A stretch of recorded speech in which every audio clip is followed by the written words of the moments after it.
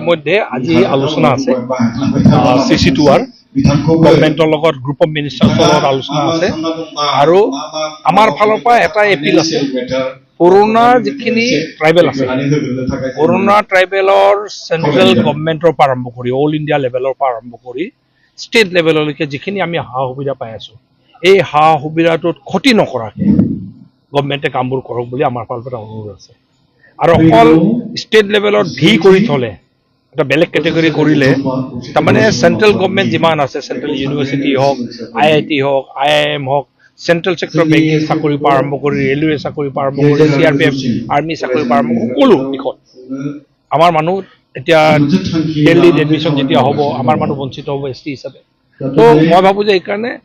একদম কেন্দ্ৰীয় পৰ্যায়ত অল ইণ্ডিয়া পৰ্যায়ত ছেপাৰেট কেটেগৰী এটা কৰাৰ কাৰণে গভৰ্ণমেণ্টে প্ৰপ'জেল দিলে ভাল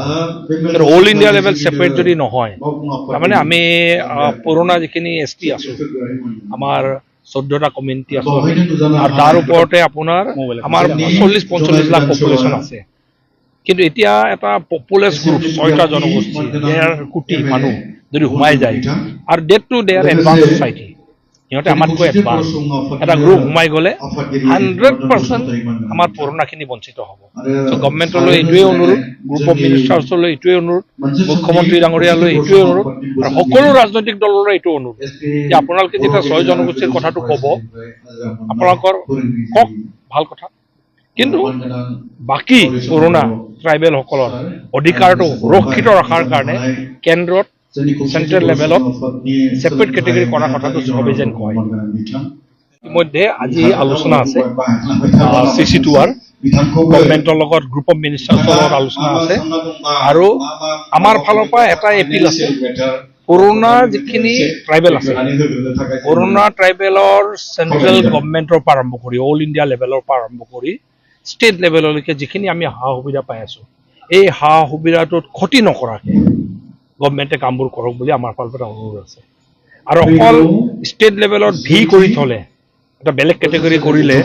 তাৰমানে চেন্ট্ৰেল গভৰ্ণমেণ্ট যিমান আছে চেন্ট্ৰেল ইউনিভাৰ্চিটি হওক IIT হওক IIM হওক চেন্ট্ৰেল ছেক্টৰ বেংকিং চাকৰি পৰা আৰম্ভ কৰি ৰেলৱে চাকৰি পৰা আৰম্ভ কৰি CRPF আৰ্মি চাকৰি পৰা আৰম্ভ সকলো দিশত আমাৰ মানুহ এতিয়া দিল্লীত এডমিশ্যন যেতিয়া হ'ব আমাৰ মানুহ বঞ্চিত হ'ব ST হিচাপে তো মই ভাবোঁ যে এইকাৰণে একদম কেন্দ্ৰীয় পৰ্যায়ত অল ইণ্ডিয়া পৰ্যায়ত ছেপাৰেট কেটেগৰী এটা কৰাৰ কাৰণে গভৰ্ণমেণ্টে প্ৰপ'জেল দিলে ভাল অল ইণ্ডিয়া লেভেল ছেপাৰেট যদি নহয় তাৰমানে আমি পুৰণা যিখিনি ST আছোঁ আমাৰ 14টা কমিউনিটি আছোঁ আৰু তাৰ ওপৰতে আপোনাৰ আমাৰ 40-45 লাখ পপুলেশ্যন আছে কিন্তু এতিয়া এটা পপুলাছ গ্ৰুপ 6টা জনগোষ্ঠী 1.5 কোটি মানুহ যদি সোমাই যায় আৰু date to day advance society সিহঁতে আমাতকৈ এডভান্স এটা গ্ৰুপ সোমাই গ'লে 100% আমাৰ পুৰণাখিনি বঞ্চিত হ'ব চ' গভৰ্ণমেণ্টলৈ এইটোৱে অনুৰোধ গ্ৰুপ অফ মিনিষ্টাৰ্ছলৈ এইটোৱে অনুৰোধ মুখ্যমন্ত্ৰী ডাঙৰীয়ালৈ এইটোৱে অনুৰোধ আৰু সকলো ৰাজনৈতিক দললৈ এইটো অনুৰোধ যে আপোনালোকে যেতিয়া 6 জনগোষ্ঠীৰ কথাটো ক'ব আপোনালোকৰ কওক ভাল কথা কিন্তু বাকী পুৰণা ট্ৰাইবেলসকলৰ অধিকাৰটো সুৰক্ষিত ৰখাৰ কাৰণে কেন্দ্ৰত চেন্ট্ৰেল লেভেলত ছেপাৰেট কেটেগৰী কৰাৰ কথাটো চবেই যেন কয় ইতিমধ্যে আজি আলোচনা আছে CC2R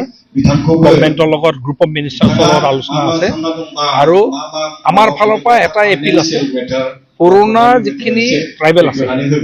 পুৰণা ট্ৰাইবেলৰ চেন্ট্ৰেল গভৰ্ণমেণ্টৰ পৰা আৰম্ভ কৰি অল ইণ্ডিয়া লেভেলৰ পৰা আৰম্ভ কৰি ষ্টেট লেভেললৈকে যিখিনি আমি সা সুবিধা পাই আছো এই সা সুবিধাটোত ক্ষতি নকৰাকৈ গভৰ্ণমেণ্টে কামবোৰ কৰক বুলি আমাৰ ফালৰ পৰা অনুৰোধ আছে আৰু অকল ষ্টেট লেভেলত ভি কৰি থলে এটা বেলেগ কেটেগৰী কৰিলে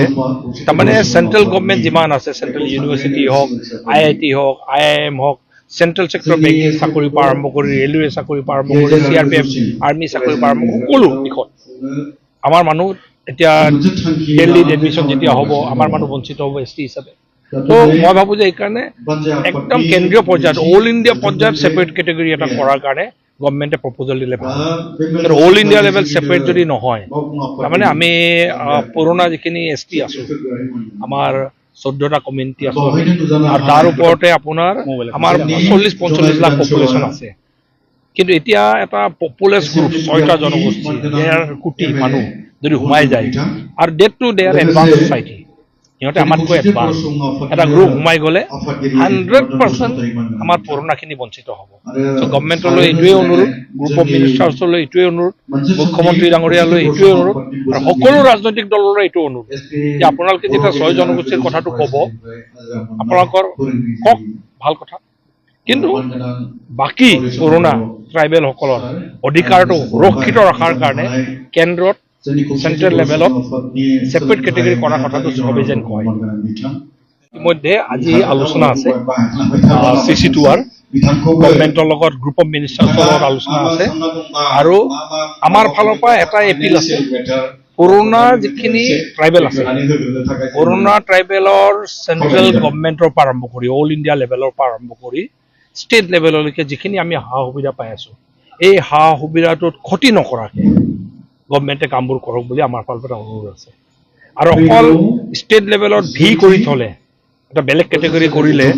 তাৰমানে চেণ্ট্ৰেল গভৰ্ণমেণ্ট যিমান আছে, চেণ্ট্ৰেল ইউনিভাৰ্চিটি হওক, IIT হওক, IIM হওক, চেণ্ট্ৰেল ছেক্টৰ বেংকিং চাকৰিৰ পৰা আৰম্ভ কৰি ৰেলৱে চাকৰিৰ পৰা আৰম্ভ কৰি CRPF আৰ্মি চাকৰিৰ পৰা আৰম্ভ কৰি সকলো দিশত আমাৰ মানুহ এতিয়া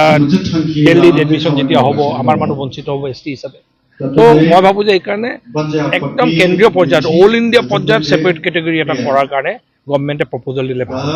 কিন্তু অল ইণ্ডিয়া লেভেল ছেপাৰেট যদি নহয়, তাৰমানে আমি পুৰণা যিখিনি ST আছোঁ, আমাৰ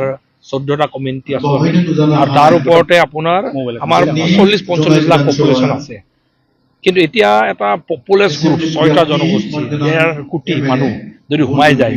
আৰু ডেট টু ডে আৰ এডভান্স ছ'চাইটি, সিহঁতে আমাতকৈ এডভান্স এটা গ্ৰুপ সোমাই গ'লে 100% আমাৰ পুৰণাখিনি বঞ্চিত হ'ব। চ' গভৰ্ণমেণ্টলৈ এইটোৱে অনুৰোধ, গ্ৰুপ অফ মিনিষ্টাৰ্ছলৈ এইটোৱে অনুৰোধ, মুখ্যমন্ত্ৰী ডাঙৰীয়ালৈ এইটোৱে অনুৰোধ, আৰু সকলো ৰাজনৈতিক দললৈ এইটো অনুৰোধ যে আপোনালোকে যেতিয়া 6 জনগোষ্ঠীৰ কথাটো ক'ব, আপোনালোকৰ কওক, ভাল কথা, কিন্তু বাকী পুৰণা ট্ৰাইবেলসকলৰ অধিকাৰটো সুৰক্ষিত ৰখাৰ কাৰণে কেন্দ্ৰত চেণ্ট্ৰেল লেভেলত